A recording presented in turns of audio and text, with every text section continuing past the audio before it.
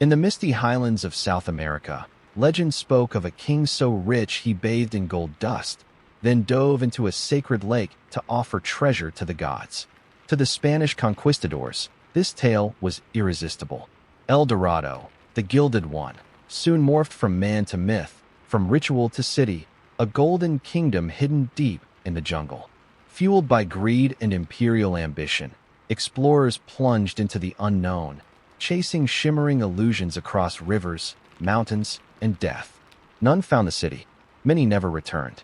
But the dream of El Dorado endured, leaving behind ghost cities, broken empires, and a legacy of obsession that outlived the gold itself.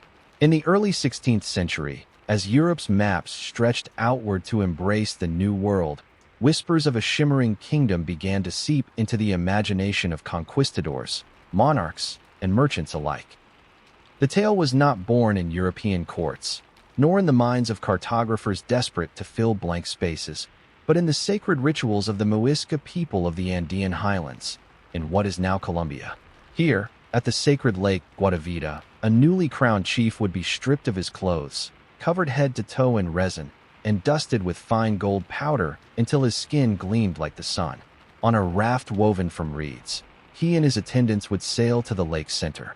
Laden with treasures, emeralds, and golden offerings, the chief would dive into the waters, while his people cast their riches into the depths as tribute to their gods.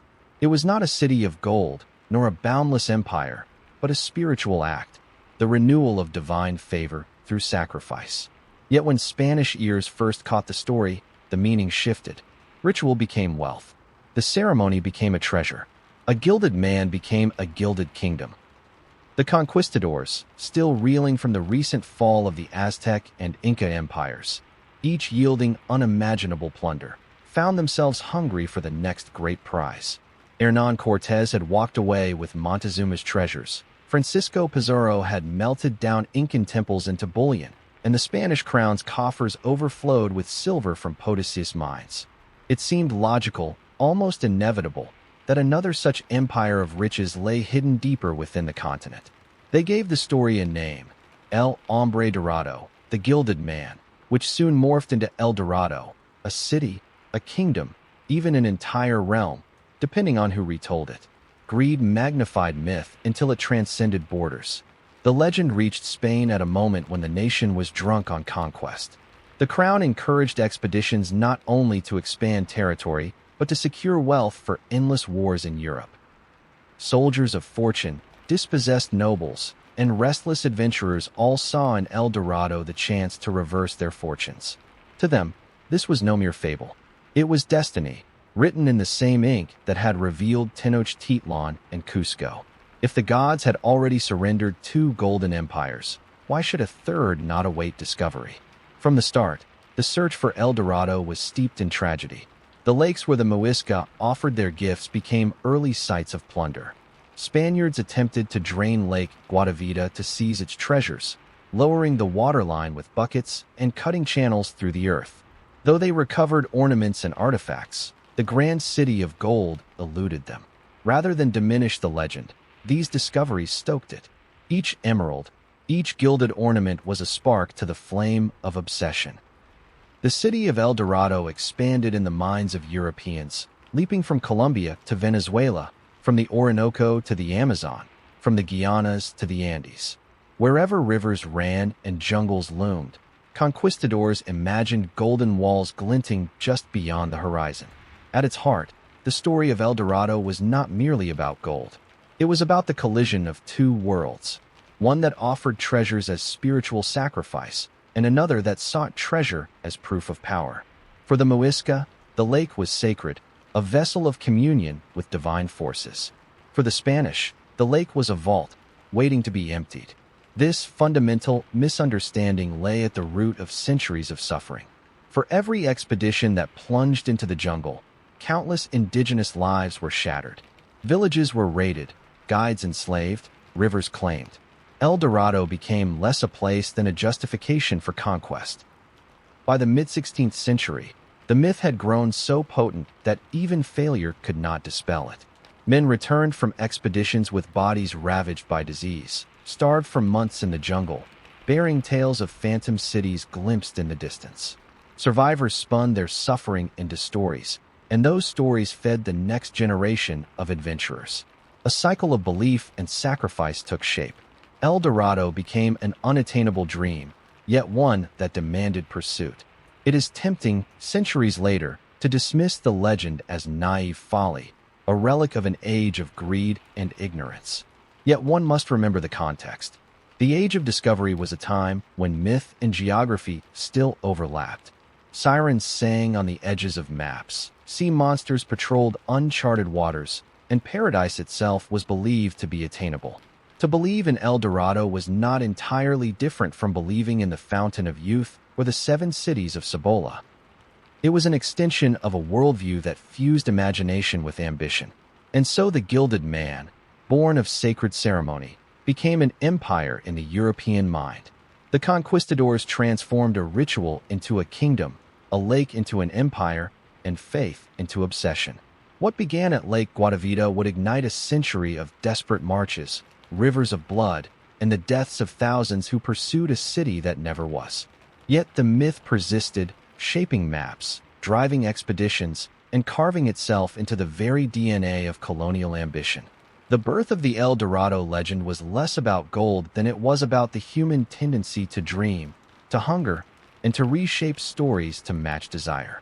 From this seed would grow one of history's greatest obsessions, a pursuit that would scatter bones across jungles and mountains alike, and whose echoes still haunt the imagination today. When Hernán Cortés wrote letters to the Spanish crown describing the riches of Tenochtitlan, he set in motion a fever that could not be contained. Francisco Pizarro's conquest of the Inca a decade later added fuel to the blaze, flooding Spain with tales of temples plated in gold, of palaces filled with treasures so vast they seemed beyond belief. By the 1530s, Spain's empire was no longer confined to the Caribbean or coastal strongholds. It stretched into the beating heart of two fallen civilizations. Yet even as silver caravans streamed from Potosi and gold poured from Inca mines, the hunger of empire demanded more. The question on every lip in Seville and Madrid was the same. Where would the next empire fall? It was in this climate of greed and ambition that the legend of El Dorado took root.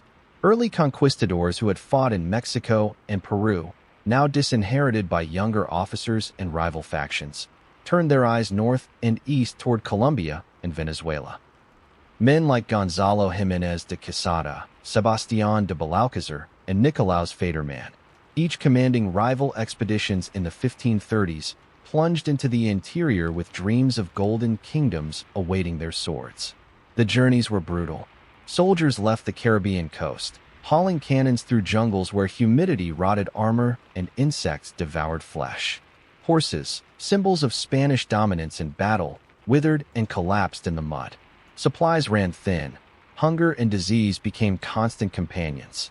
Yet whenever despair threatened to overwhelm them, rumors arose anew. Whispers of cities glittering just over the mountains, of rivers lined with nuggets of pure gold. Every native informant, whether coerced or bribed, became a vessel for Spanish projections. A simple story of a ritual or a village rich in salt was twisted into confirmation that El Dorado lay just ahead. Jiménez de Quesada's march from Santa Marta in 1536 became infamous. Of the nearly 800 men who began, barely 200 survived the trek through swamps and forests. But when they stumbled into the Muisca Confederation's highlands, their sacrifices seemed justified. The Muisca, skilled goldsmiths, wore ornaments of extraordinary craftsmanship, nose rings, breastplates, crowns. Their temples contained offerings of precious metal, their markets traded emeralds in abundance. For the conquistadors, this was proof enough. They believed they had entered the threshold of El Dorado itself. Though they seized wealth and toppled the Muisca elite, no golden city emerged. Still, the belief hardened. If such riches could be found here, greater treasure must lie farther inland. At the same time, Belalcázar pushed north from Quito, and Federman advanced from Venezuela, their paths converging in the Andean highlands. These men, rivals in ambition and greed, bickered over who should claim the territory, each insisting his expedition had uncovered signs of the true El Dorado. None found it. but all returned with enough gold ornaments to keep the legend alive. The Spanish crown, rather than dismissing their failures, chose to believe that fortune awaited only a little deeper in the unknown. In Spain, tales of these ventures stirred the imagination. Chroniclers embellished accounts, inflating small victories into grand discoveries. Poets and pamphleteers spoke of golden kings waiting to be subdued, of cities whose streets were paved with bullion. For the restless sons of impoverished nobles, El Dorado was not just a dream. It was a career, a destiny, a chance to carve one's name into history alongside Cortez and Pizarro. Expeditions multiplied, often poorly planned, each convinced that the failures of the last were due to insufficient daring. But the deeper they went, the more the jungle consumed them. Men drowned in rivers swollen by rain. Others collapsed from fevers for which no European cure existed. Indigenous communities, weary of invasion, lured Spaniards into traps, guiding them in circles or abandoning them in trackless forests. Yet each disaster only seemed to confirm that El Dorado was near. Why else, they reasoned, would fortune resist so fiercely? The city of gold had to be protected, guarded by nature itself. One of the cruelest ironies was that much of the gold fueling the myth had been plundered from indigenous peoples who never claimed to possess a golden kingdom. Each ornament seized from Muisca or Chibcha hands was presented in Spain as evidence of El Dorado's grandeur, though in truth it represented ritual sacrifice or personal adornment. The Spaniards could not comprehend a culture in which gold was not currency, but spirituality, not wealth, but symbolism. Thus, they reshaped meaning to match desire. The pursuit of El Dorado in these early decades became a crucible of ambition, desperation, and delusion. Men slaughtered one another over rumors, burned villages to coerce guides, and gambled their lives against rivers and jungles. Yet despite endless hardship, none could turn back. To admit defeat was to accept obscurity, poverty, dishonor. Better to vanish in the jungle in search of El Dorado than to live forgotten in Spain. By the 1540s, El Dorado had shifted from a rumor to a certainty in European minds. Maps began marking it, sometimes as a city, sometimes as a lake, sometimes as an entire region. The only question was where it lay. Was it east beyond the Orinoco? South in the Amazon? High in the Andes? Each theory birthed another expedition. The chase had become self-perpetuating, a cycle of hope, failure, and renewed obsession. The Conquistadors' pursuit of El Dorado revealed the rawest face of empire. Men driven by hunger for glory and riches, blind to the humanity around them, deaf to the cries of those they enslaved. Yet in their madness, they also revealed something more universal: the human compulsion to believe that just beyond the horizon lies a place where dreams turn to gold. At its birth, the legend of El Dorado was not about a city at all, but about a man. Among the Muisca people of present-day Colombia, ritual practice centered around Lake Guatavita. Their chief, newly enthroned, was said to cover his body in fine gold dust until he gleamed like a living sun. He would then sail to the center of the sacred lake, plunge into the dark waters, and offer treasures of gold and emeralds to the gods below. To his people, this was not spectacle but devotion, a sacred transaction between ruler and cosmos. Yet when Spanish ears heard these stories, filtered through interpreters and twisted by greed, the gilded man became a king of unimaginable wealth, and the lake became merely the doorway to a hidden empire. By the late 16th century, this image of El Hombre Dorado, the Golden Man, had transformed into El Dorado, the Golden Kingdom. Europeans, unable to conceive of a leader who shed wealth as spiritual offering, instead imagined vaults, palaces, and cities brimming with riches. What began as a misinterpreted ceremony became the most enduring mirage of the Age of Conquest. The shift from man to city was not accidental. Chroniclers, eager to sell books and secure royal patronage, exaggerated what they heard. Mapmakers, reliant on rumor, etched golden empires into uncharted interiors, placing them wherever knowledge ran out. Poets and playwrights embellished the story, weaving El Dorado into the fabric of European imagination. It was not enough for a king to be gilded for a day. There had to be an empire where gold grew from the soil itself. As the legend swelled, geography became fluid. Some placed El Dorado in the Colombian highlands, others in the Orinoco basin, others still in the endless jungles of the Amazon. To English adventurers, it shimmered on the Guiana Plateau. To Portuguese dreamers, it lurked beyond the Rio Negro. Wherever ambition turned its gaze, El Dorado was said to lie just beyond. It was the perfect myth, unprovable, yet never disproven, always shifting to evade failure. Lake Guatavita itself became an obsession. Several attempts were made to drain its waters, each disastrous. In 1545, conquistadors lowered enslaved indigenous laborers into the frigid depths, seeking offerings on the lakebed. Some artifacts surfaced, golden ornaments, emeralds, but not enough to satisfy European hunger. Later expeditions carved channels to lower the water level, only to trigger landslides that buried men alive. In the 1580s, Antonio de Sepulveda's attempt to cut a trench cost the lives of countless laborers, yielding a few treasures, but again no city. Each failure deepened the conviction that greater wealth remained hidden, if only men were bold enough to claim it. Meanwhile, the myth crossed languages and empires. Spanish conquerors may have birthed it, but Englishmen like Sir Walter Raleigh embraced it with fervor. In 1595, Raleigh published his discovery of Guyana, describing El Dorado as a place where golden palaces rose above rivers paved with gems. Though Raleigh's journey produced little but hardship, his words electrified England, feeding both national pride and rivalry with Spain. For the Dutch and French, El Dorado became a beacon of resistance against Iberian dominance. If they could seize it first, they would overturn the balance of empire. The legend's elasticity allowed it to survive. Unlike Troy or Atlantis, fixed in a single imagined place, El Dorado drifted endlessly. With each failure, the city migrated farther inland, deeper into the green unknown. Each new generation of explorers could believe they were closer than those before. The mirage adapted to disappointment, thriving on it. What Europeans failed to see, or refused to see, was that El Dorado existed already, not as city, but as ceremony, not as vault, but as vision.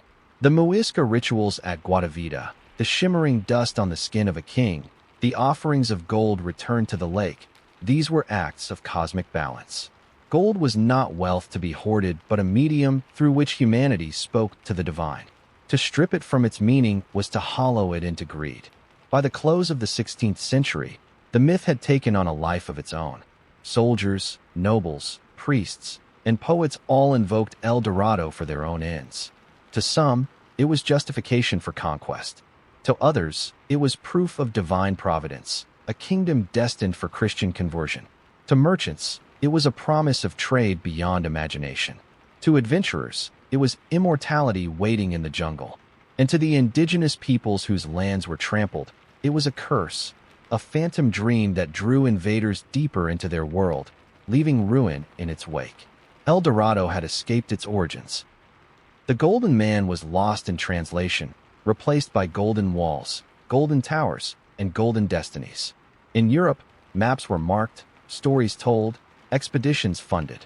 In the Americas, villages burned, rivers ran red, and trails of bones littered the green labyrinth. The myth had grown too vast to die. The Spanish Empire of the 16th century stood astride the world like a colossus, yet beneath its glittering exterior lay cracks of insecurity. Spain had drained the wealth of the Americas, shipping galleons filled with silver from Potosi and gold from the Caribbean to finance endless wars in Europe. But even oceans of treasure could not satisfy the empire's hunger. Inflation devoured value almost as soon as coins were minted, armies demanded more pay, and creditors in Genoa and Flanders pressed for repayment. For the crown, new sources of wealth were not optional, they were essential. And thus, the legend of El Dorado became more than a tale. It became fiscal policy, a phantom asset written into imperial strategy. The Spanish monarchs, Charles V and later Philip II, encouraged expeditions with the tacit hope that one of them might stumble upon a golden kingdom that would rival Mexico or Peru. Conquistadors such as Hernán Cortés and Francisco Pizarro had set an impossible precedent. Their lightning conquests of the Aztec and Inca empires had flooded Seville with bullion, reshaping global trade. Every new captain who petitioned the crown dreamed of duplicating their triumph. If Cortez could overthrow an empire with a few hundred men, why should not another captain find an even greater empire glittering in the forests? El Dorado was the logical sequel to Spain's imperial theater, but the search cost more than it yielded. Expeditions had to be outfitted, ships built, soldiers paid, horses fed, priests supplied, arms forged. In return, most expeditions brought back little more than starvation tales and empty purses. Yet failure did not dissuade the crown. It only shifted the frontier of hope. With each disappointment, El Dorado migrated farther into the unknown, and the crown persuaded itself that greater persistence would win greater reward. This self-deception was aided by the machinery of empire. Chroniclers and secretaries filed reports that blended rumor with fact, painting visions of fertile valleys and golden idols. Courtiers whispered promises of untold wealth to maintain their own relevance. Rival factions at court competed to sponsor expeditions, each eager to claim glory for Spain and salvation for the crown's coffers. Thus, the legend of El Dorado was not merely tolerated but institutionalized. It became part of the Spanish economic imagination, a mirage too valuable to dismiss.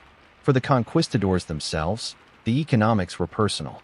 Many were second sons of impoverished nobility, men who could inherit no land and who sought fortune overseas to maintain honor.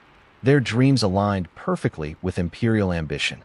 To them, El Dorado was not an illusion but a destiny, the golden prize awaiting their courage. In the gambling hall of empire, they wagered their lives for a chance at immortal wealth. The crown was the dealer, stacking the cards with myths, knowing that enough men would play to keep the dream alive. The reality, however, was brutal. Expeditions into the jungles drained resources at a staggering pace. Men died of fevers, drowned in swollen rivers, or starved in forests where food seemed abundant but was often poisonous. Horses, unsuited for the tropics, collapsed one by one. Muskets rusted, armor grew heavy in the humid air. Yet still, leaders promised their men that the city was near, always just beyond the next ridge, just down the next river. To turn back meant ruin. To push forward meant hope. And so, the illusion of El Dorado was as much an economic trap as a spiritual one. In Spain, the flow of rumors and artifacts reinforced the fantasy. Trinkets looted from indigenous temples, fragments dredged from Lake Guadavita, and even emeralds purchased from local traders were paraded as proof that a vast reservoir of wealth lay hidden. The Council of the Indies debated how best to harness it once discovered. Cartographers filled blank spaces on maps with speculative cities, their golden towers sprouting like weeds in uncharted lands. To bankers in Seville and Antwerp, El Dorado became a line item of future credit, a justification for lending money to the crown in the belief that repayment would come once the Golden City was conquered. Yet the economics of illusion carried a darker cost.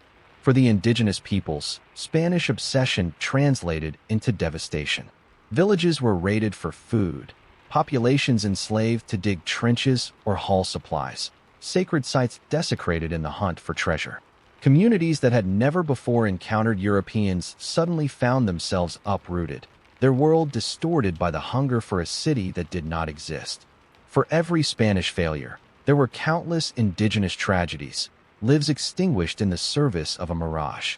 Still, the crown could not abandon the dream. To do so would have been to admit vulnerability. The Spanish Empire was built not just on gold, but on the perception of infinite gold.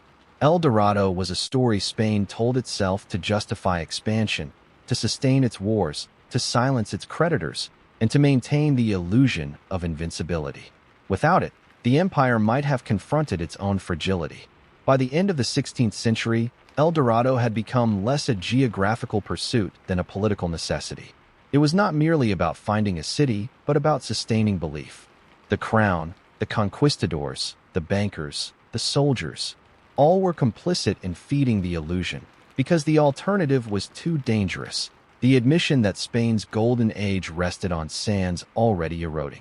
El Dorado was never real, but its ghost was powerful enough to move armies, reshape economies, and redraw maps.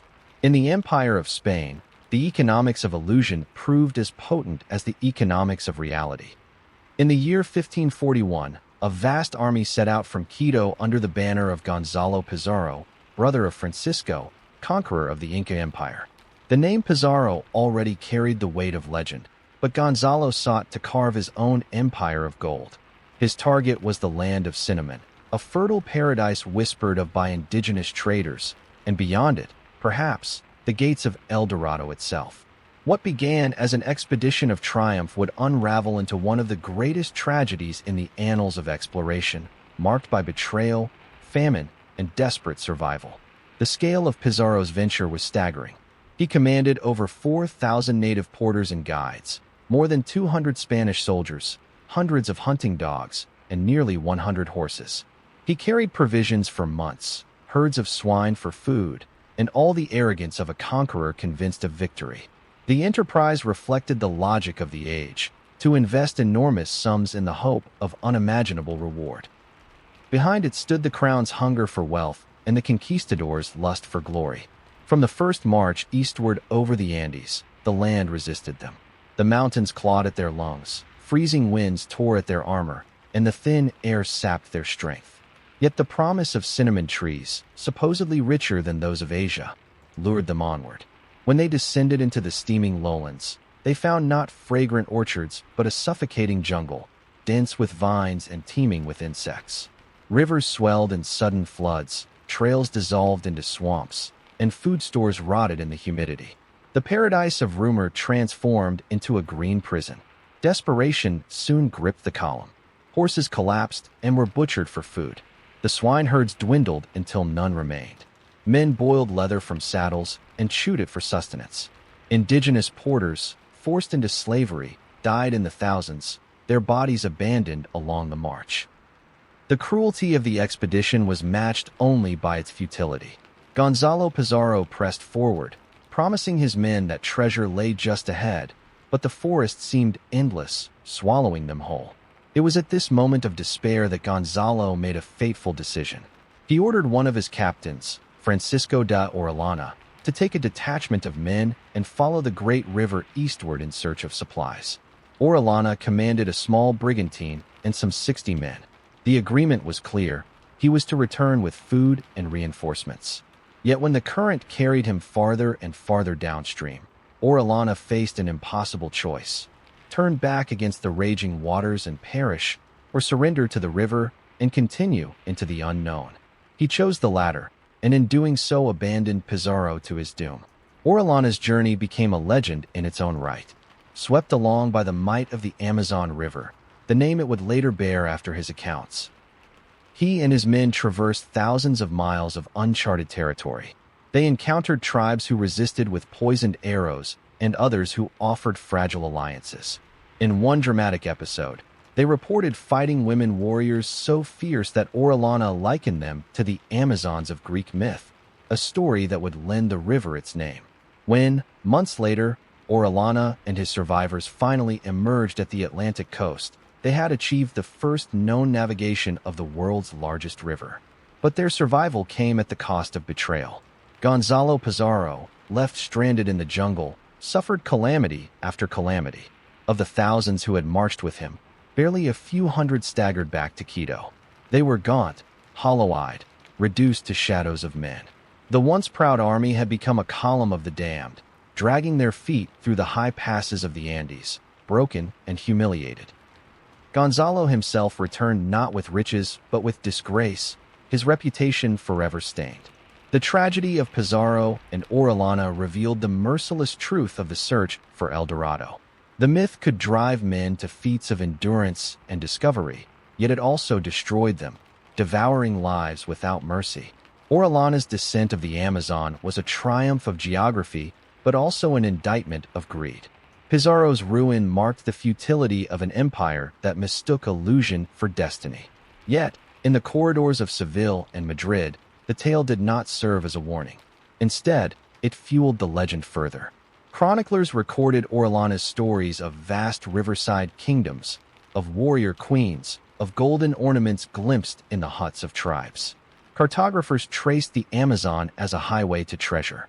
Courtiers argued that if one expedition had failed, the next would succeed. Pizarro's defeat became another stone in the foundation of El Dorado's myth. The failure recast not as folly, but as evidence that riches still awaited the persistent. In the end, Gonzalo Pizarro's quest and Orellana's betrayal exposed the dual face of El Dorado, one side tragedy, the other triumph, both inseparably bound. Where one man lost everything, another carved his name into history, and both were pawns in the larger game of imperial ambition. For Spain, the Amazon was no longer an abyss of mystery. It was a river of possibility. And as long as the legend endured, men would follow its currents into ruin or glory. The myth of El Dorado was never the possession of Spain alone. By the late 16th century, other European powers, England, France, and the Dutch Republic, longed to tear at the seams of the Spanish Empire. Nowhere did this rivalry burn more fiercely than in the Americas, where whispers of the City of Gold promised not just fortune but a decisive blow against Spanish supremacy. Among those who became most enchanted, none would burn brighter or fall harder than Sir Walter Raleigh, England's soldier, courtier, poet, and dreamer. Raleigh was no ordinary adventurer. He was a man of the Renaissance, charismatic, intellectual, and ambitious to the point of ruin. Rising from obscure gentry, he caught the eye of Queen Elizabeth I with his daring voyages, gallant bearing, and silver tongue.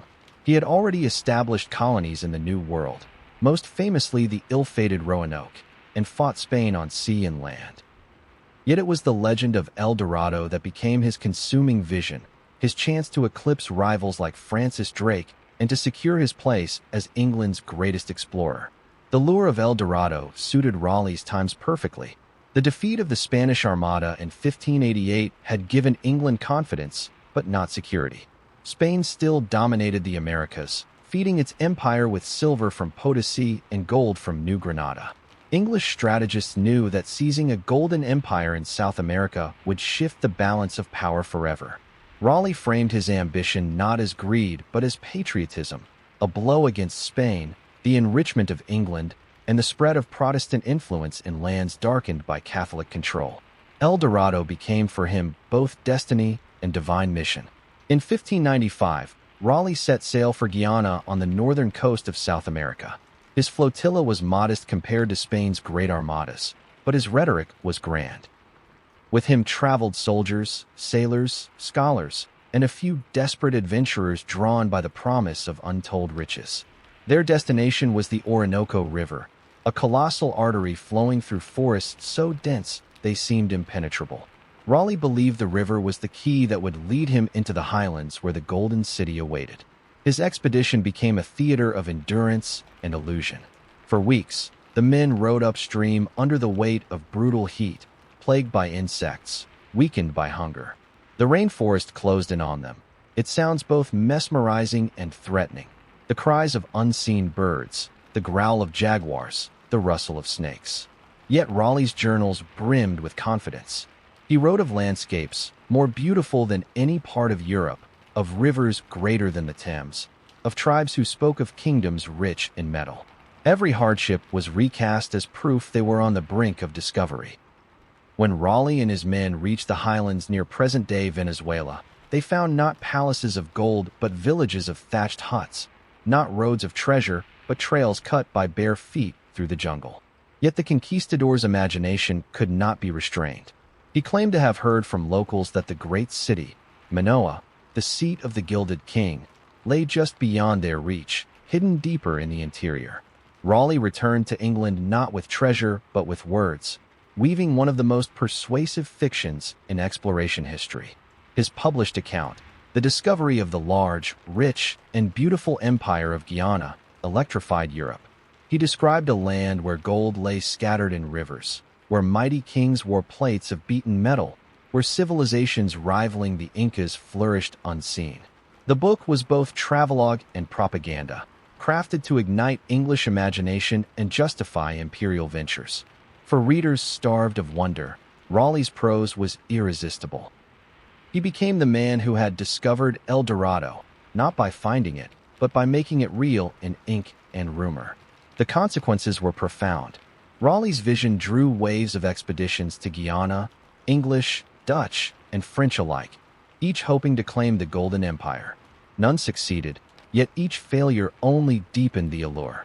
In Elizabethan parlors and taverns, men spoke of Guyana as though it were England's manifest prize, just waiting to be seized from Spain. Raleigh himself became a symbol of chivalric adventure, a knight of empire whose destiny was bound to South America's rivers. Yet dreams built on shadows rarely endure. Raleigh's fortunes rose and fell with the turn of politics. Under Elizabeth, he thrived. Under James I, he faltered. Imprisoned in the Tower of London for alleged treason, he clung to El Dorado as his salvation. In 1617, with his life on the line, he convinced the king to release him for one final expedition. If he could deliver the Golden Empire, his sins would be pardoned. But the second voyage was doomed from the start.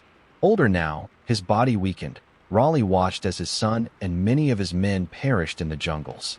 They found no gold, no city, only disease and despair. Worse, his soldiers violated Spanish territory, enraging the very power England sought to avoid antagonizing. Upon his return, Raleigh's enemies demanded his death. In 1618, he was executed, his head struck clean by an axe, his dream of El Dorado extinguished on the scaffold. Yet in truth, Raleigh never died in the imagination of Europe. His accounts continued to circulate, his vision of Guyana kept alive in maps, plays, and poems. To this day, his words echo in the myth of El Dorado, not as a discoverer, but as its most skilled storyteller. He proved that sometimes it is not the treasure itself, but the tale of the treasure that changes history. The myth of El Dorado was never confined to the spoken word. It grew stronger with every line drawn on parchment, every flourish of ink that suggested a kingdom of gold lurking just beyond the known world. Maps in the 16th and 17th centuries were not neutral tools of navigation. They were instruments of power, imagination, and persuasion. The cartographers of Europe, working in candlelit chambers thousands of miles from the jungles of South America, gave El Dorado a geography. They did not merely record the world, they created it.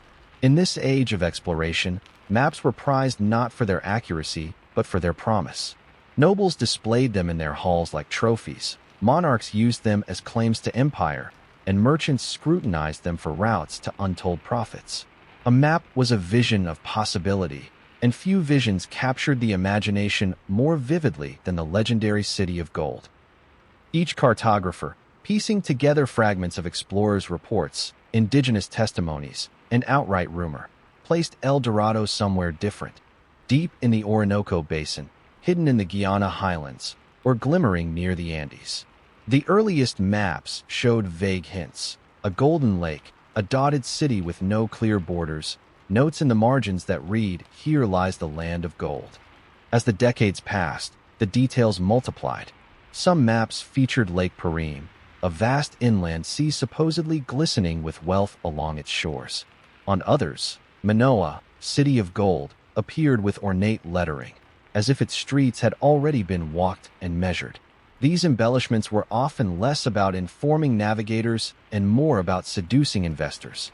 A map with El Dorado upon it was an invitation to believe, and belief could be translated into funding.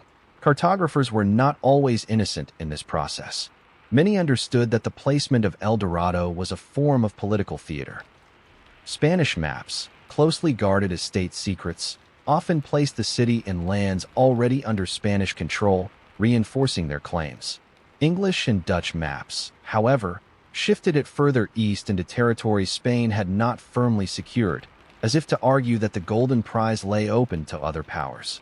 Thus, El Dorado became not just a phantom of geography, but a weapon of propaganda. The influence of these maps spread far beyond royal courts. In the bustling ports of Seville, Lisbon, and Amsterdam, sailors pored over them before embarking on perilous voyages. Merchants, squinting at their gilded edges, envisioned caravels returning heavy with treasure. Adventurers, who might otherwise have dismissed the myth as hearsay, found themselves convinced when they saw El Dorado inscribed in ink, immortalized on vellum. To them, a city on a map was proof enough that it must exist. The power of the maps lay not only in what they showed, but in what they omitted. Blank spaces. Those terrifying expanses marked terra incognita, were filled with monstrous drawings, serpents winding through rivers, or annotations warning of cannibal tribes. In this mixture of danger and promise, El Dorado shone like a beacon. It offered not only riches but also order, a grand city rising above the chaos of jungle and savagery, a vision of civilization hidden in the wilderness. The image appealed to European minds desperate to believe that the untamed continents concealed reflections of their own grandeur. Lake Perim was perhaps the most persistent cartographic invention. For nearly 2 centuries, mapmakers depicted it as a massive inland sea, fed by rivers and ringed by mountains. Along its banks, the golden city of Manoa was placed like a jewel. In reality, no such lake ever existed. What explorers had mistaken for vast waters were seasonal floodplains that appeared and vanished with the rains. Yet once Lake Perim appeared on maps, it was copied from one chart to another, passed down like scripture, until it took on the weight of truth. One can imagine the excitement in European salons as gentlemen unrolled the latest maps, tracing rivers with their fingers, pointing to the shimmering letters spelling El Dorado. These images fired the imagination of poets and playwrights, entered the libraries of universities, and seeped into the dreams of schoolboys who gazed at them by candlelight. The myth was no longer confined to the testimony of weary explorers. It had been canonized by cartography. Yet the mapmakers also bore unintended guilt. Their inventions sent countless men into peril. Explorers set sail convinced that a line of ink guaranteed reality. When they marched through swamps and forests, suffering hunger and fever, they clung to the belief that the map could not lie. Many died with these documents folded in their packs, their blood staining the edges of a world that existed only on parchment. The irony is that the mapmakers were not chroniclers of truth, but artisans of belief. They gave the phantom of El Dorado a permanence that eyewitness reports never could. By inscribing the myth onto the face of the world, they blurred the line between reality and imagination. Centuries later, historians still puzzle over how long the deception persisted, how many expeditions were launched on the strength of a single line or symbol. El Dorado, in this sense, was not merely a city. It was a cartographic ghost, haunting the maps of Europe, reshaping decisions in courts and councils, and fueling the dreams of generations. In the ink of the mapmakers, the city that never was became more enduring than the cities that were. The myth of El Dorado was not born solely from European imagination. It was also shaped, distorted, and misunderstood through encounters with indigenous peoples whose words carried meanings far deeper than their listeners grasped. The Spaniards and other European adventurers, armed with hunger for gold and imperial pride, entered the Amazon and the Andes with ears attuned only to one frequency: wealth. Whatever was said to them, however symbolic, however sacred, was translated into the language of conquest. Among the Muisca people of the Colombian highlands, rituals held at Lake Guatavita offered one of the earliest sparks of the El Dorado legend. In these ceremonies, their ruler, covered in fine dusts of gold, would sail to the lake's center on a raft adorned with emeralds, flowers, and torches. Surrounded by priests, he would cast offerings of gold and jewels into the depths as tribute to the gods, seeking balance between the earthly and the divine. To the Muisca, this ritual was not about material wealth. Gold was sacred, a conduit to the sun, an object of spiritual resonance rather than personal greed. To the Spaniards, however, it was evidence of a kingdom drowning in riches, a city where streets themselves might gleam like the surface of Guatavita's waters. This pattern of misinterpretation repeated itself across the continent. When indigenous guides spoke of lands of abundance, they often described regions fertile with crops, rivers rich in fish, or mountains gleaming with mica that caught the sunlight. But to European ears, these became tales of inexhaustible mines, treasure houses, and golden cities. A people's reverence for natural splendor was twisted into proof of hidden vaults waiting to be plundered. There is also evidence that some indigenous groups deliberately fed these illusions, directing European intruders ever deeper into the forest. Faced with violent conquerors demanding gold, it was safer to gesture vaguely toward distant lands than to refuse outright. Tribes told stories of cities far upriver, of rulers across mountains who possessed wealth beyond measure, hoping to divert their tormentors into the wilderness. In this way, El Dorado became not only a myth but also a survival strategy, a shield fashioned from the Europeans' own greed. Oral traditions of South America, rich with metaphor and layered meaning, were never meant to be reduced to literal maps.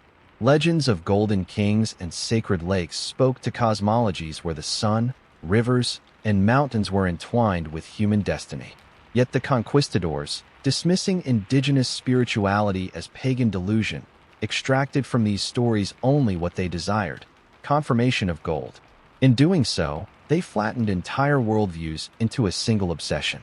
The tragedy was that these encounters often left indigenous societies shattered. The search for El Dorado brought waves of expeditions, each leaving behind violence, disease, and destruction. Villages were razed, populations decimated, and sacred sites violated. For the people whose voices had been twisted into fuel for European fantasy, the cost was incalculable. What had begun as ritual offerings to maintain harmony with the divine became, in European retellings, justification for endless plunder. Yet beneath this devastation lay resilience. Even as their lands were carved into maps filled with imaginary cities, indigenous peoples preserved fragments of their traditions. The story of the Gilded Man at Lake Guatavita remains alive not as a tale of greed, but as a testament to the deep spiritual bonds between humans, nature, and the cosmos. For them, the myth was never about conquest or possession. It was about reciprocity, offering, and balance. Modern anthropologists have begun to re-examine the roots of the El Dorado legend, seeking to restore the voices drowned out by conquest. They uncover hints that what Europeans took for literal descriptions of gold were instead symbolic expressions: maize fields described as golden seas, or riverbanks shimmering with the scales of fish at dawn. By stripping away layers of colonial distortion, scholars glimpse the original meanings, far richer than the crude obsession with treasure. In this light, El Dorado becomes not a lost city but a parable of misunderstanding. It is the story of how two worlds, colliding in violence and mistrust, failed to hear one another. The Europeans, blinded by greed, saw only what confirmed their ambitions. The indigenous peoples, caught between resistance and survival, offered words whose meanings were bent into tools of conquest. The myth thus endured, not because it was true, but because it revealed the dangerous alchemy that occurs when power listens only to itself. The legend of El Dorado, then, cannot be disentangled from the voices of the forest. It was the Muisca priests, the guides along the Orinoco, the storytellers in the Guiana highlands who gave the myth its first breath. But the breath was stolen, reshaped, and amplified until it bore little resemblance to its source. The tragedy is that while the Golden City never existed, the human lives that were lost in its pursuit were painfully real. By the late 16th century, the dream of El Dorado had spread far beyond the Iberian world. Spain and Portugal, having carved empires from the Americas, had made the golden myth a tale whispered across all of Europe. Among those who heard and believed was Sir Walter Raleigh, a man of ambition, vanity, and restless vision, who sought to inscribe his name alongside the greatest conquerors of his age. For Raleigh, El Dorado was not merely a fantasy. It was the cornerstone of a new empire, one that could rival Spain's and elevate England into unmatched glory. Raleigh's interest in El Dorado arose at a time when England hungered for overseas expansion. The defeat of the Spanish Armada in 1588 had fueled dreams that Protestant England might challenge Catholic Spain on the global stage. Yet England's colonies were fragile, its coffers limited, and its imperial imagination still young. The prospect of a golden city hidden deep within South America offered Raleigh the perfect solution. Riches to fund the crown, glory to secure his personal legacy, and a foothold from which England could wrest power from Spain. In 1595, Raleigh launched his first expedition to the northern coast of South America, sailing toward the mouth of the Orinoco River. He carried with him not only soldiers and sailors, but also the burden of expectation. Elizabeth I herself had granted him her blessing, and failure would mean more than disappointment. It would mean political ruin. His writings from this journey, later published as The Discovery of the Large, Rich, and Beautiful Empire of Guyana, reflect the intoxicating blend of fact and fantasy that defined his vision. Raleigh described rivers shining with gold, lands overflowing with abundance, and indigenous chiefs whispering of Manoa, the city of El Dorado, said to lie on the banks of a vast inland lake. The reality, however, was far less magnificent. Raleigh's men struggled through disease, hostile terrain, and dwindling supplies. Their progress along the Orinoco yielded glimpses of beauty and hardship, but no sign of golden cities. Yet Raleigh was undeterred. He transformed what he had not found into promises of what still awaited. His book painted Guyana as a land so rich that it could outshine Peru and Mexico combined.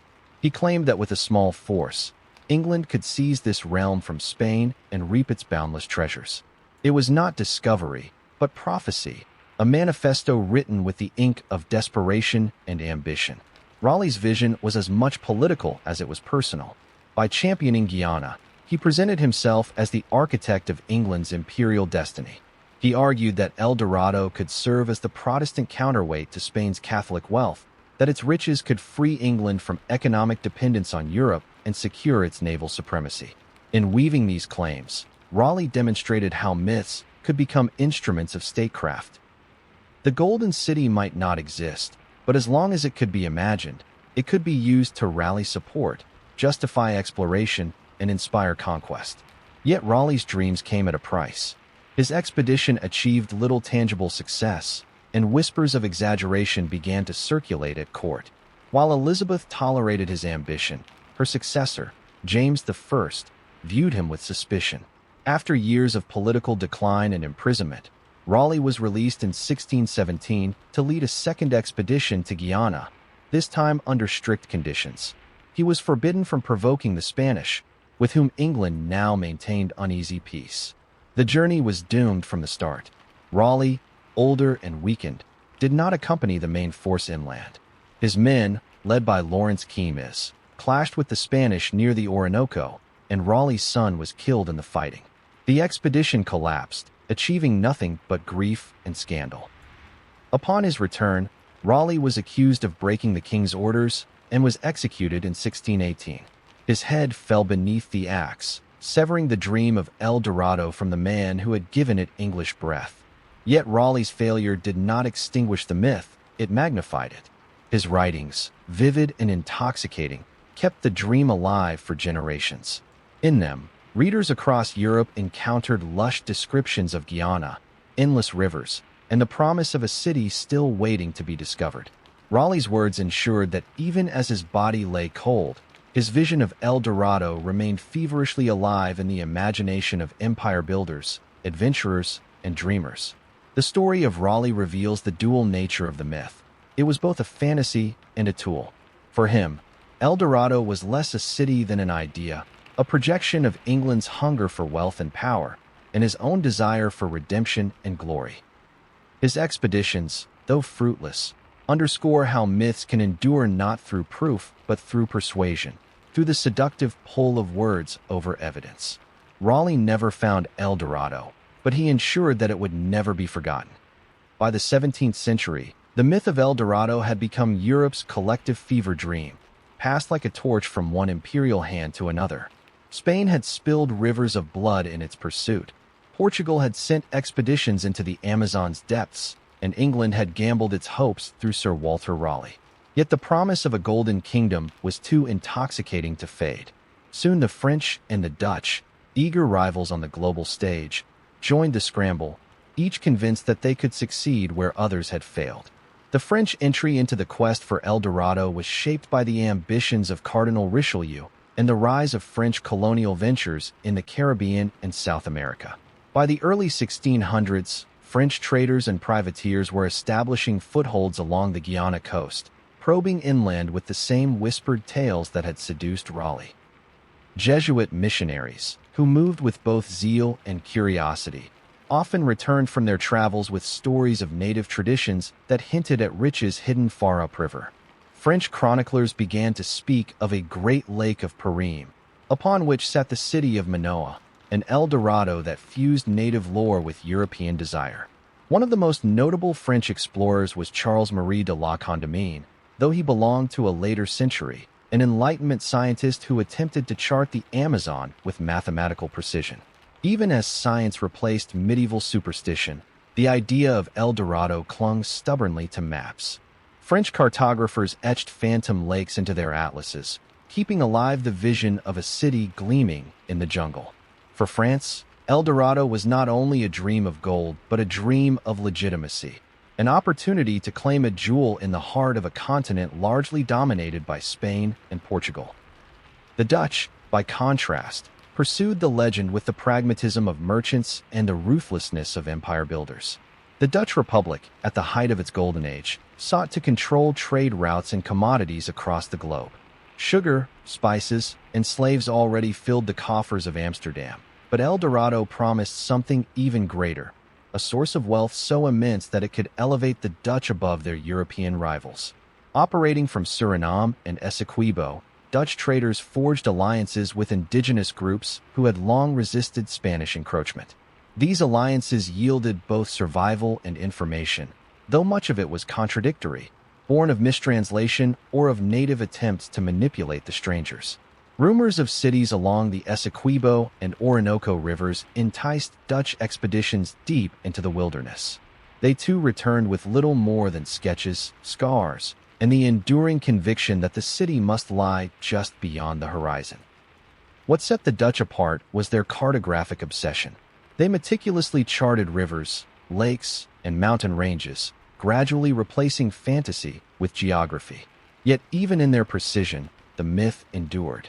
Maps of the 17th and 18th centuries still depicted the mythical Lake Perim and the city of Manoa with confident ink strokes, as if the act of drawing could make them real. The Dutch, whose maps guided sailors around the world, ensured that El Dorado was not merely a story, but a physical presence in the imagination of empire. The French and Dutch quests reveal the adaptability of myths. For the French, El Dorado was entangled with missionary zeal and royal ambition, a story woven into the Catholic vision of expanding Christendom. For the Dutch, it was a merchant's dream, a prize that might tip the scales of global commerce. In both cases, the myth was less about the city itself than about the power it represented. The possibility of altering the balance of nations with a single discovery. But these ventures also reveal the consequences of Europe's insatiable hunger. Indigenous peoples, whose lands and rivers became the staging grounds for these expeditions, bore the brunt of the violence and disruption. Many communities were coerced into guiding foreigners into the jungle, their knowledge exploited, their loyalties tested. Others were drawn into trade that disrupted their traditions, replacing reciprocal economies with European greed. For them, El Dorado was not a dream but a curse, an excuse for endless incursions, a phantom city that brought very real suffering. As the 17th century closed, the French and Dutch, like the Spanish and English before them, had failed to uncover the Golden City. Yet failure did not mean abandonment. Instead, the myth grew stronger, carried forward in books, maps, and whispered tales. Each expedition that returned empty-handed only confirmed the belief that the city must lie deeper still, hidden from unworthy eyes. Thus, by the dawn of the 18th century, El Dorado had become less a destination and more a theater, a stage upon which Europe projected its ambitions, its rivalries, and its hunger for wealth. France and the Dutch Republic, despite their practical failures, had helped transform the myth into a permanent fixture of the European imagination, ensuring that the Golden City would continue to lure men across oceans and into jungles. In the 17th and 18th centuries, El Dorado migrated from the mouths of conquistadors into the ink of mapmakers. What could not be proven in the jungle was preserved on parchment. Maps, those silent arbiters of truth, gave shape to fantasy. They turned rumor into landscape and speculation into territory. And at the center of this transformation lay the most enduring cartographic illusion of all, the Lake of Perim, upon whose shining shores the golden city of Manoa supposedly rested. The legend of Lake Perim was not invented outright, but cobbled together from fragments. Reports of vast floodplains in Guyana, native accounts of great waters in the interior, and the fertile imaginations of Europeans desperate for certainty. Early Spanish explorers had glimpsed broad seasonal lakes formed by the swelling of rivers. These were transitory bodies, more swamp than lake, but in the retelling they became permanent seas. Missionaries, eager to give weight to their tales, spoke of a city of dazzling wealth upon the lake's edge, a Manoa that rivaled the grandeur of Venice or Constantinople. By the mid-1600s, the lake appeared on maps with confidence, as though its existence were beyond dispute. Cartography in this period was both science and art, both record and propaganda. A map did not simply depict the world. It asserted claims, justified expeditions, and legitimized empire. By inscribing Lake Perim and the city of Manoa onto their maps, European powers made them real in the minds of monarchs, financiers, and adventurers. Dutch atlases, famed for their accuracy, showed the lake as a vast inland sea. French maps gave it elegant curvature, sometimes placing it close to known rivers to suggest accessibility. Even English mapmakers, skeptical of Spanish exaggerations, included it as a possibility, unwilling to risk erasing a legend that still drove ambition. The persistence of this phantom geography speaks to the power of myth when married to authority. A rumor told in a jungle clearing might be dismissed, but once pressed into ink and bound in an atlas, it acquired permanence. Students of geography, merchants planning trade, and kings deciding on colonial ventures all turned their eyes to these maps. The lake became a promise, a destination already waiting to be claimed. Expeditions were launched not because explorers saw the city with their eyes, but because they saw it on paper. As the Enlightenment dawned, skepticism grew. Scholars and naturalists began to question the veracity of El Dorado. Charles-Marie de la Condamine, sent by the French Academy of Sciences to measure a degree of the meridian near the equator, traveled through South America with scientific instruments instead of conquistadors' swords. His observations of the Amazon basin revealed immense rivers and diverse ecosystems, but no permanent inland sea. Yet even he hesitated to dismiss the possibility entirely, leaving room in his reports for others to dream. Science, while it chipped away at the myth, also extended its life by failing to deliver a definitive burial. Meanwhile, local realities continued to intrude. Indigenous peoples knew of no golden city, though they spoke of sacred lakes and rivers where rituals of wealth and renewal were performed. It is likely that their descriptions of ritual sites were misunderstood or exaggerated into tales of unimaginable treasure. When cartographers transcribed these misunderstandings, they fossilized them into geography. The map, intended to clarify, instead enshrined error. By the 18th century, the Phantom Lake had achieved a paradoxical existence. It was everywhere on maps, but nowhere on Earth. Expeditions to locate it often ended in swamps, rivers, and flooded plains that bore no resemblance to the vast inland sea of European imagination. Yet the repeated failures only deepened the mystery. Perhaps, it was thought, the city was protected by nature itself, hidden in a region impenetrable to all but the chosen. Such reasoning insulated the myth from evidence, transforming failure into proof of secrecy. The invention of geography during this period was therefore inseparable from the invention of El Dorado. Maps became a stage where ambition and imagination converged, where the absence of truth was filled with artistry and speculation. El Dorado, once a whispered tale of a gilded king, became a permanent fixture of European worldviews not through discovery, but through cartographic persistence. Even as late as the 19th century, long after Enlightenment rationalism had dismissed much of Europe's medieval lore, Lake Perim and Manoa continued to appear in atlases. Explorers, funded by governments or private patrons, continued to set out with maps that promised certainty. They marched into jungles with compasses pointing toward a lake that existed only in ink. And with each failure, the city of gold retreated further into legend, leaving behind a haunting lesson that the lines drawn by men can outlast the realities of the earth itself. By the late 18th century, the age of discovery had given way to the age of reason. The conquistadors, with their banners and swords, were long gone, their bones mingling with the jungle soil. In their place came naturalists, cartographers, and men of science who wielded not muskets but measuring rods, sextants, and barometers. The Enlightenment was sweeping across Europe, and with it came a new way of seeing the world, not through myth and rumor, but through observation, classification, and evidence. It was in this climate that the myth of El Dorado began to wither, not because the dream lost its allure, but because rational inquiry demanded proof that the jungle stubbornly refused to give. The scientific expeditions of the 18th century were often as arduous as those of the conquistadors, but their aims were different. Instead of chasing treasure, these men sought to chart rivers, measure mountain heights, and catalog flora and fauna. Charles-Marie de la Condamine, dispatched by the French Academy of Sciences in the 1730s to determine the shape of the Earth, trekked through South America with precision instruments. His notes described the flooding rivers, the suffocating humidity, and the impenetrable forests, but they did not confirm the existence of Lake Perim or a city of gold. Still, La Condamine, cautious in his skepticism, left just enough ambiguity for believers to persist. Science did not erase myths overnight.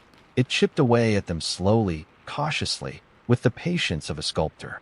Then came Alexander von Humboldt, the great Prussian polymath whose journeys in the early 1800s reshaped the Western understanding of South America. Humboldt's expeditions combined rigorous scientific methodology with a poetic sensibility, and his words carried enormous authority. He measured river currents, mapped mountain ranges, and studied indigenous knowledge with uncommon respect. Nowhere in his vast travels did he find evidence of El Dorado or Lake Perim. He concluded that the Great Lake was a seasonal floodplain, misinterpreted and exaggerated by early explorers and preserved by cartographers more devoted to fantasy than fact. His verdict carried weight. El Dorado was, he declared, a myth born of error and greed. And yet, even Humboldt could not entirely kill the dream. The idea of El Dorado had already transcended geography. It had become metaphor. For some, it symbolized wealth waiting just beyond reach. For others, it represented the folly of human greed. But for governments and financiers of the colonial era, its persistence justified continued ventures into South America. Expeditions cloaked in the language of science often carried undertones of conquest and commerce. The promise of gold, even if unspoken, lingered in the background of every journey.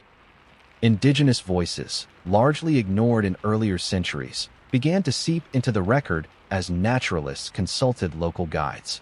Their testimony consistently denied the existence of a golden city, though they spoke of sacred sites and lakes where rituals involving gold dust were performed. The ritual of the Gilded King, perhaps rooted in the ceremonies of the Muisca people, had been grotesquely magnified by European imagination. A rite of renewal had become a city of endless wealth. Science exposed the distortion, but it also revealed something deeper. That cultural misunderstanding, once entrenched, could create myths that no evidence could entirely dispel. The Enlightenment also forced Europe to confront its own complicity in perpetuating myths. Maps that continued to depict Lake Perim or Manoa into the 18th century were increasingly ridiculed by serious scholars.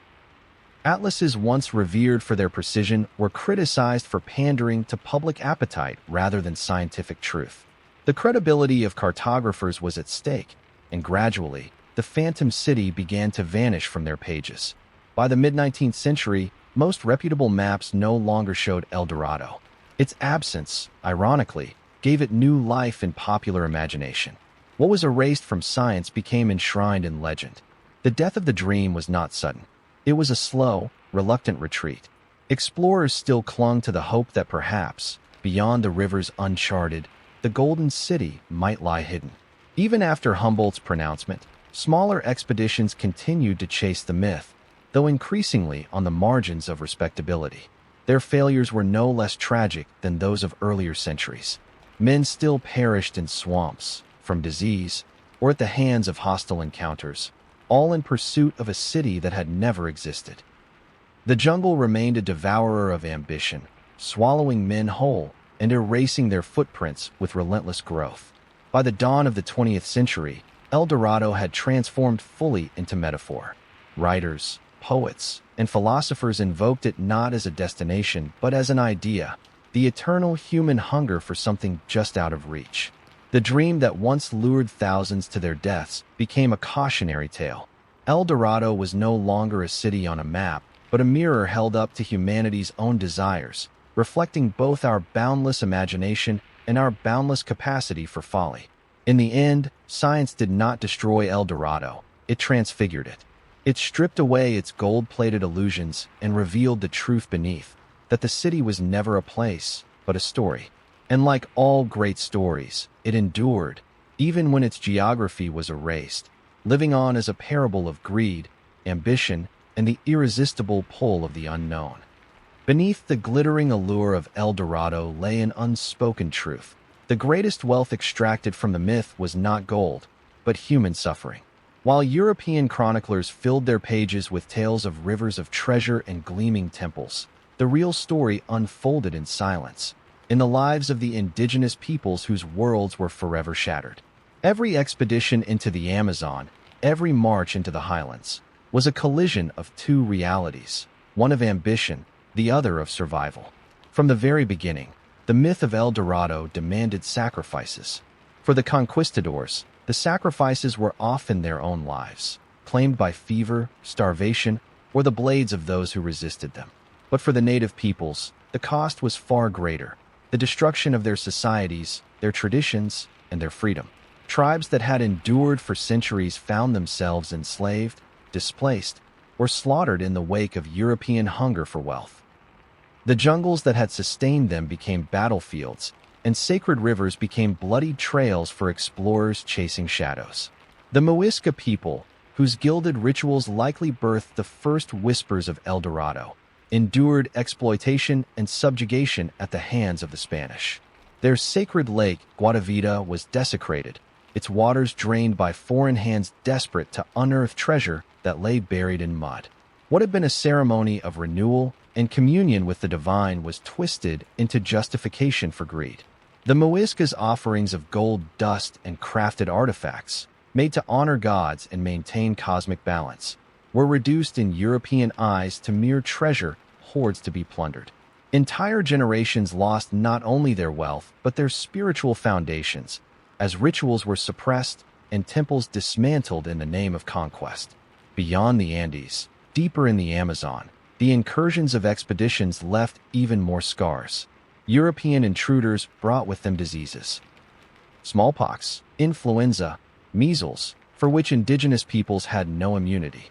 Whole communities were erased not by swords, but by invisible pathogens that raced ahead of the explorers themselves.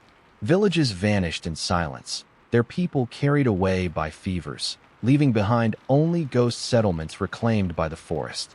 The jungle's silence was deceptive. It was not untouched wilderness, but the graveyard of lost societies.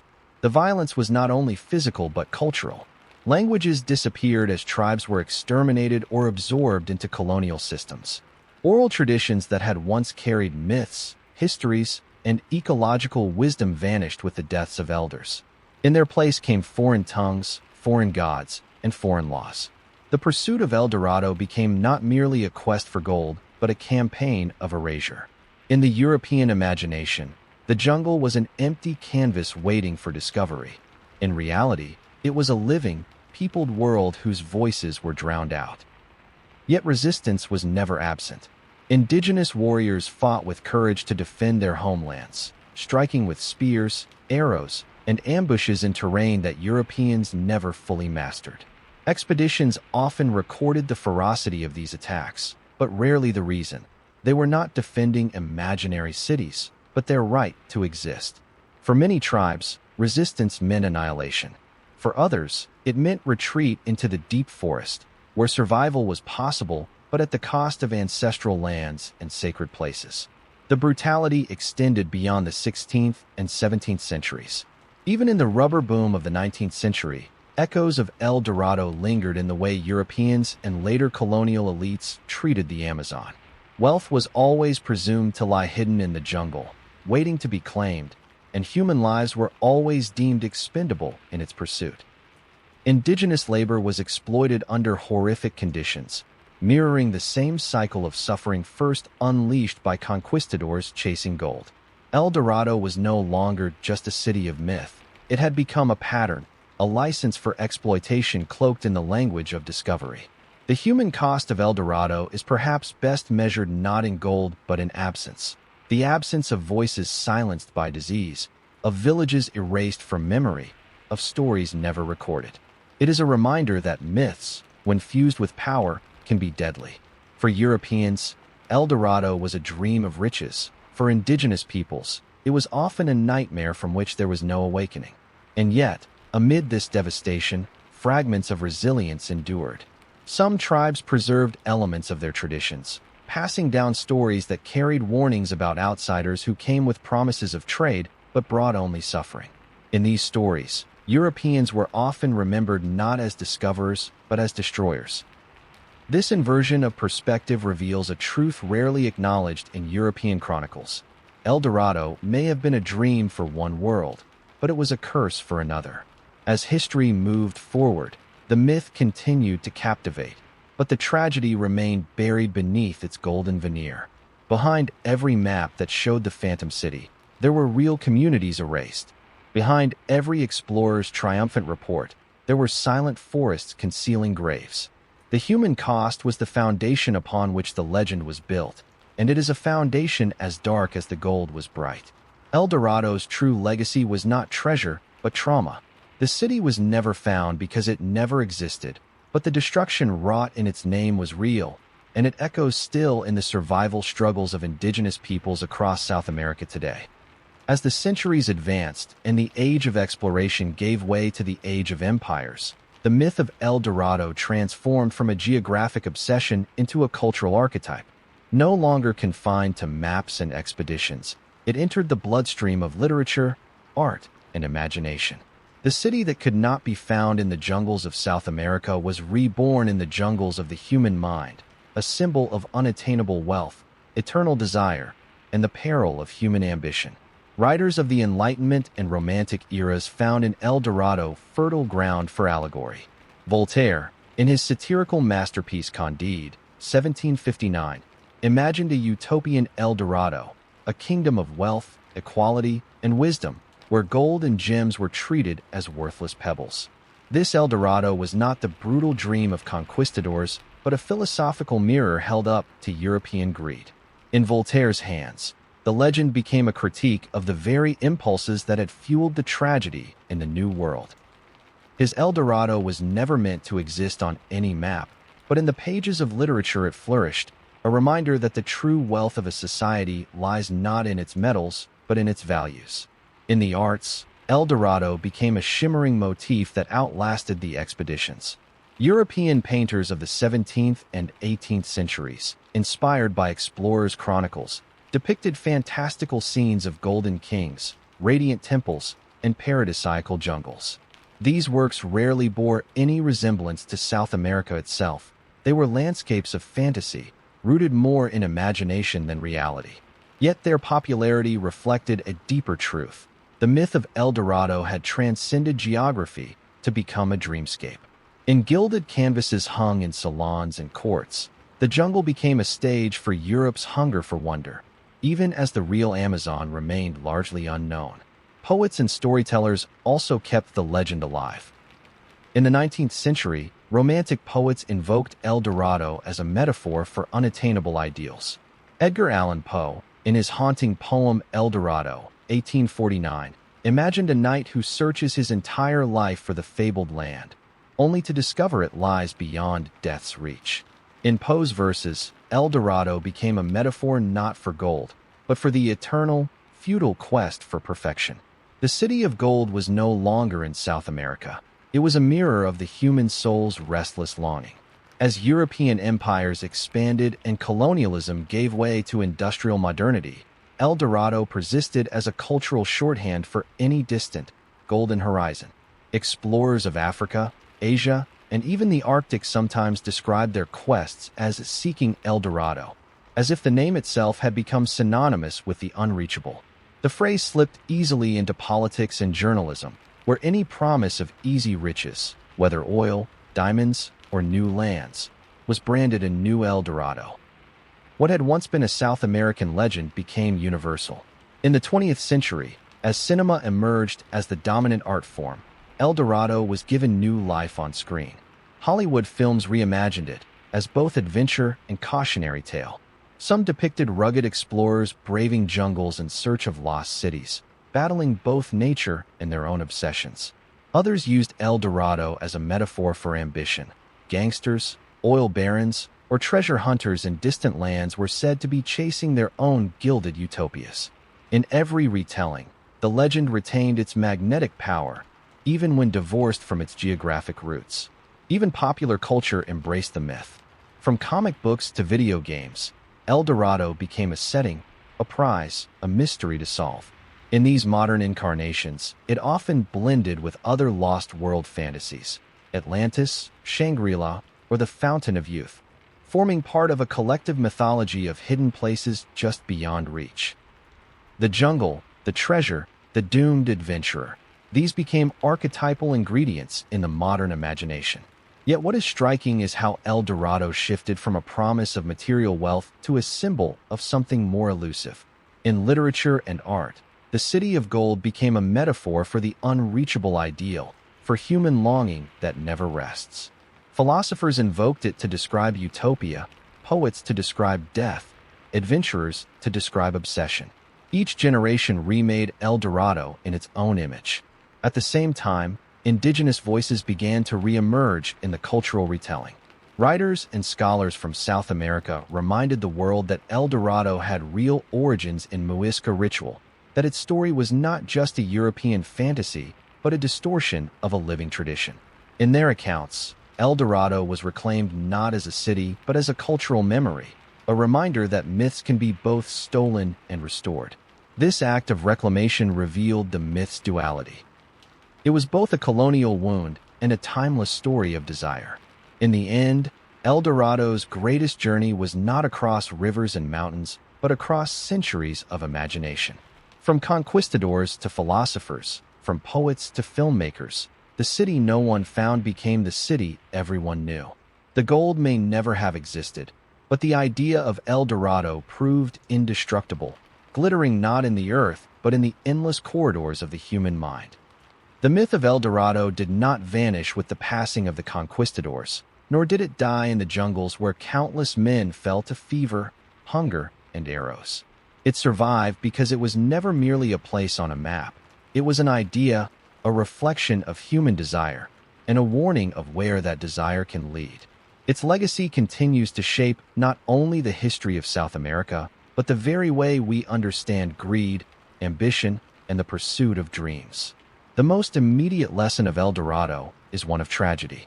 From the 16th through the 17th century, thousands of lives were lost in the pursuit of a city that never existed. Entire expeditions disappeared into the jungle, leaving only rumors of skeletons bleaching beneath the canopy. For indigenous peoples, the cost was immeasurable. Their lands plundered, their communities destroyed, their sacred traditions twisted into European fantasies of gold. The Muisca ritual that inspired the legend, an act of devotion, of connection between ruler and lake, was stripped of meaning and weaponized as justification for conquest.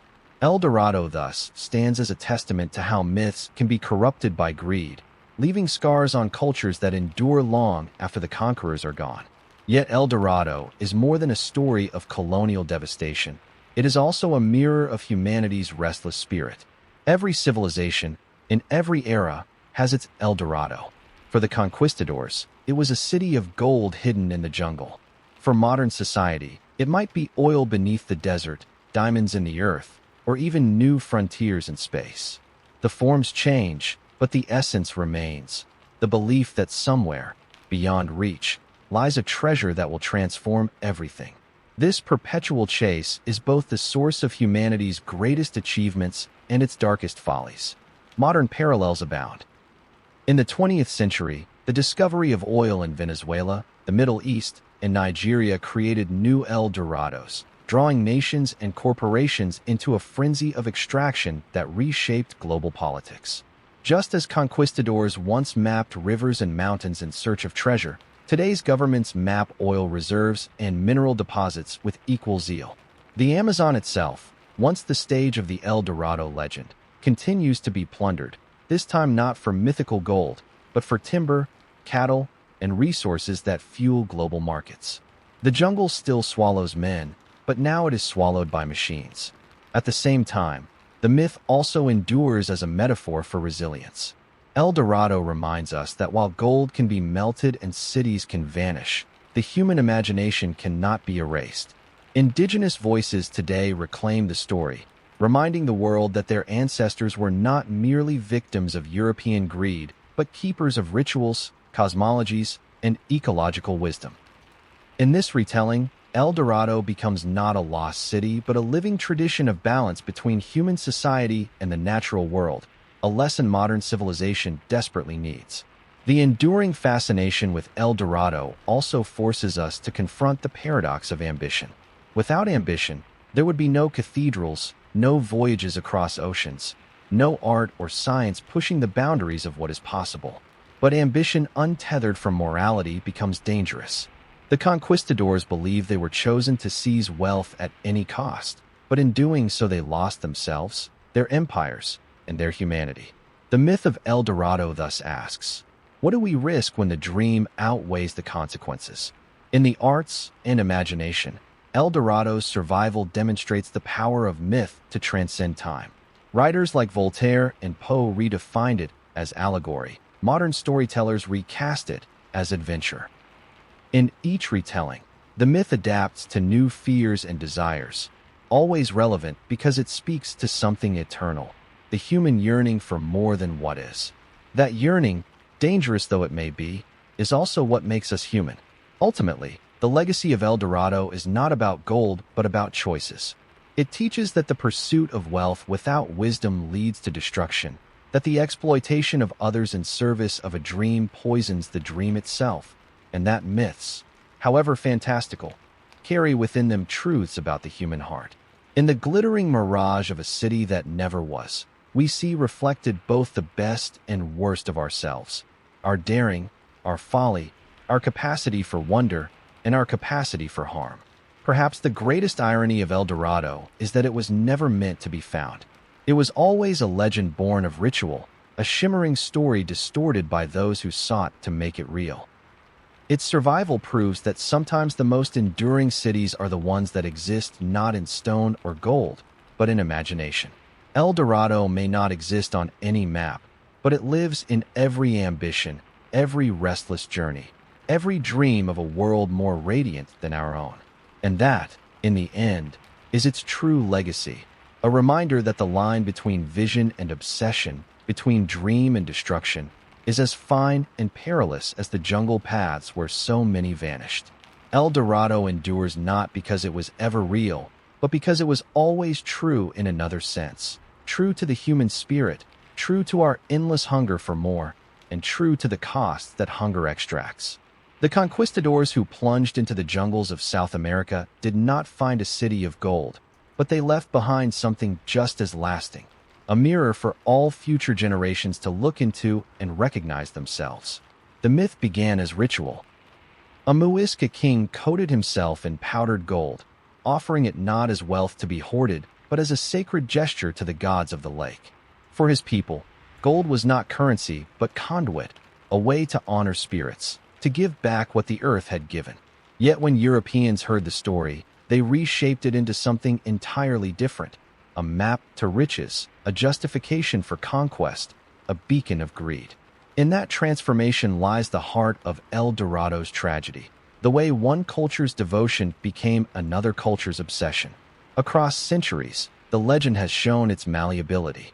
In the 16th century, it was a city shimmering in the Amazon.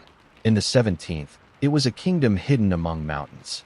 In the 18th, it became a metaphor for unattainable perfection. By the modern age, El Dorado stood less as a destination than as a cautionary tale. And yet, the story has never disappeared. It persists in literature, in films, in our very language. To call something an El Dorado is to acknowledge the pull of a dream, grand, glittering, and perhaps impossible. That persistence tells us something profound about ourselves. Humans are creatures of longing. We are restless beings who constantly believe that beyond the horizon lies something greater: wealth, knowledge, salvation, or glory. Sometimes that belief drives discovery, progress and art. At other times, it fuels conquest, exploitation, and ruin. El Dorado represents both sides of that spectrum. The boundless imagination that creates civilizations and the blind ambition that destroys them. In the jungles of the Amazon, the cost was staggering. Indigenous cultures were shattered, landscapes scarred, and countless lives lost in pursuit of a dream that was never there. Yet even as we condemn the greed of the conquistadors, we must admit that their story is not so far removed from our own. Today's El Dorados are different in form, but not in spirit. Oil fields, diamond mines, technological utopias, and even the dream of colonizing other planets all carry the same allure. The promise of something transformative, something that will change everything, if only we can seize it. The danger lies not in the dreaming, but in the forgetting the human cost, the ecological toll, the moral weight of our pursuits. El Dorado also carries another lesson, one easily overlooked amid tales of conquest and gold, that myths themselves are treasures. They remind us of the power of imagination, of the stories that shape civilizations as surely as armies or empires. For the Muisca, the golden ritual was never about wealth, but about balance, reciprocity, and reverence. In reclaiming that meaning, modern societies may glimpse an antidote to the unchecked greed that has defined so much of history. The enduring power of El Dorado lies, then, in its paradox. It was never found, yet it is everywhere. It was a lie, yet it revealed truths. It destroyed lives, yet it created legends. To reflect on El Dorado is to reflect on humanity itself, our capacity to dream beyond reason, our tendency to confuse wealth with meaning, and our eternal search for something brighter than the world we inhabit. In the end, El Dorado is not a city, not a kingdom, not even a place. It is a question posed to each generation in turn. How far will you go for your dreams? What will you sacrifice? And when you reach the horizon, will you find gold or only yourself reflected in the mirage? That is the true legacy of El Dorado. Not a map to treasure, but a compass for the human heart, reminding us that sometimes the most valuable riches are not those we seize, but those we choose not to pursue.